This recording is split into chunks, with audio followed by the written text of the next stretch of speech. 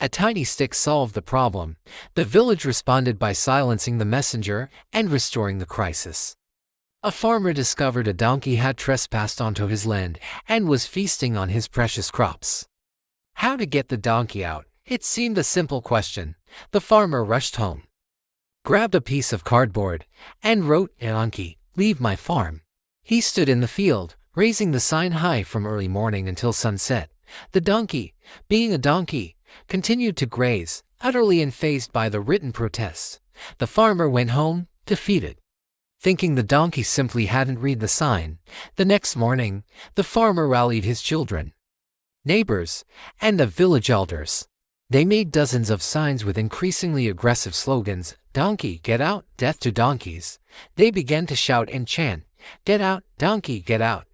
But the donkey ate on, ignoring the chaos surrounding him. The sun set again. The villagers, exhausted, hoarse, and baffled, returned home, plotting a new strategy. The absurdity continued on the third day. The villagers sent a delegation to negotiate with the donkey. The farmer is willing to concede part of the land. The donkey kept eating 1/3 of the farm. The donkey ignored them. Half of the farm. The donkey still didn't respond. The farmer considered giving up the whole farm and moving to a new village. Soon, the donkey wasn't just in one field. It had moved to every farm in the village, leaving ruin in its wake, and a scene of great public drama, surrounded by the entire gathered village. You were still attempting desperate, complex strategies to remove the arrogant occupier. Small boy stepped out of the crowd.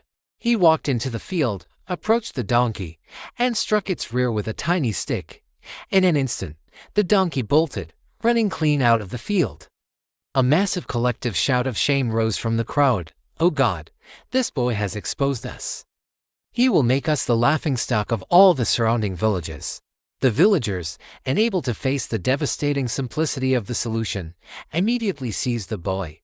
They cast him out of the crowd, ensuring his success was dismissed.